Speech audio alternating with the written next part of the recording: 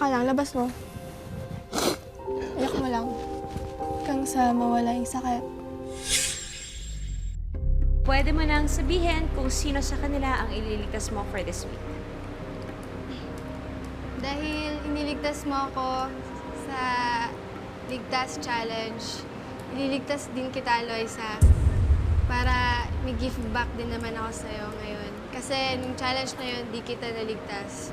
Pinili ko po si Loisa kasi pangat po sa feeling na wala kang na-give back sa kanya. Para sa akin po, deserving naman siya na magstay kasi madami na siyang napatunayan dito.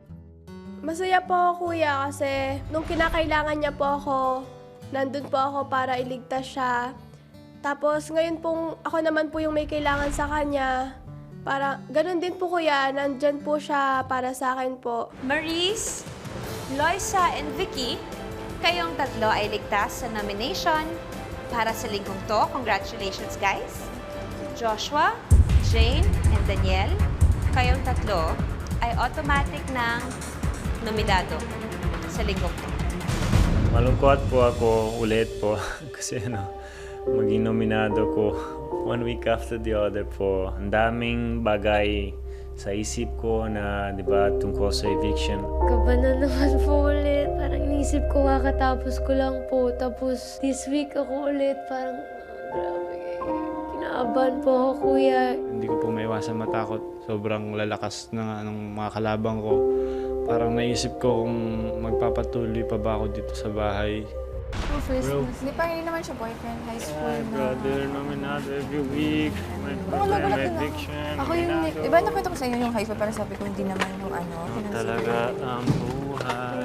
I don't know if I'm the one next eh. Parang hindi ko na feel na celebrity ako po. I'm a normal person dito po. Alam ko malakas si Jane, malakas din si Joshua po.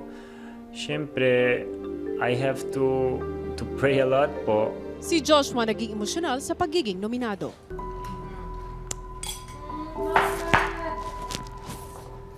Joshua.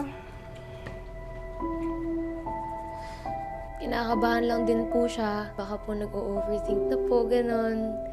And hindi ko naman din po siya masisisi dahil kahit po ako, ganon din po yung nararamdaman ko.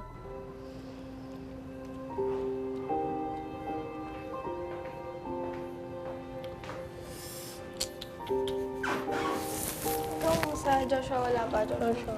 Sobrang kinakabahan po ako kay Joshua. Kasama po niya sa bilang nominado si Kuya Daniel, pati po si Jane. Bago pa po sila pumasok dito, sobrang dami nang sumusuporta sa kanila sa labas. Joshua, wala pa. Joshua, wala pa. Joshua. Sige, iyak ka lang. Labas mo. Iyak mo lang. Hanggang sa mawala yung sakit.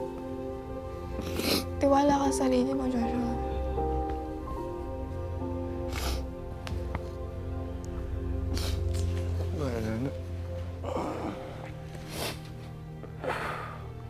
Kung si Joshua natatakot na mapalabas ng bahay, si Daniel naman naisipang magkwento ng buhay niya kay Vicky.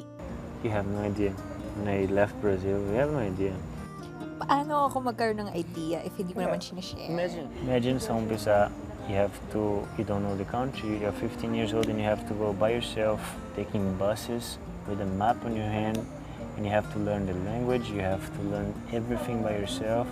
Every country you go, you have to learn everything by yourself. You can imagine already, 15 years old, it's like Loisa po, going outside ng Pilipinas and trying to live for herself and try to work for her family po. Imagine you seeing your family, your mother and everything once a year, maybe. Almost half of your life. Ikaw lang. Oh, battle. Paunti-unti mas nakikilala ko siya. Tulad po ngayon lang po sa labas, marami po akong narinig na kwento. Right. Hindi nila nalalaman, hindi nila naiintindihan kasi di mo sinasabi. Kaya, it's okay. If they think that way, go. But I don't have to. I don't like yung kawawa ko. Pero minsan kailangan mo yan i-share. Hindi naman. Hindi naman. Hindi ko kailangan sabihin ng lahat ng problemas ko po. Siyempre may problemas din ako, pero gusto ko maging positive, maging example po para sa mga tao sa labas din. Talagang I want something stable and I don't have it yet. Ano dream mo? My dream is to bring my family here first. And I'm saving for that. Sobrang hirap. Diba? Hanga din po ako sa ugali niya na ginagawa niya lahat para sa family niya po. Si Jane apektado pa rin sa muling pagiging nominado. Siguro hirap kasi lagi na lang parang every week. Ayoko na ma-feel yan. No mo. Every week parang feeling ko ako na to. Feel ko yan. Grabe na feel ko yan. Nung ako sunod-sunod. Yung parang, Hala na parang, kita. parang, alam mo yung parang feeling na, oo, hindi nga ako lumabas last week, mali mo this week na. Yung ganong feeling. Saka siguro mas mahirap kasi lapit na talaga. Sobrang lapit. Parang, ay grabe. Na ano lang ako kay Joshua, kasi si Joshua, ano, kayo, ikaw, natalo mo si Manolo.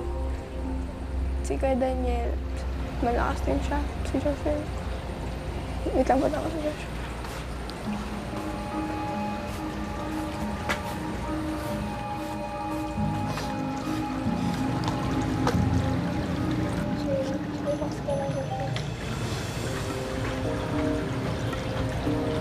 Ako na nga. Saan hahantong ang iwasan sa pagitan ni na Joshua at Jane? Ito tayo, diba? Dalawang beses na.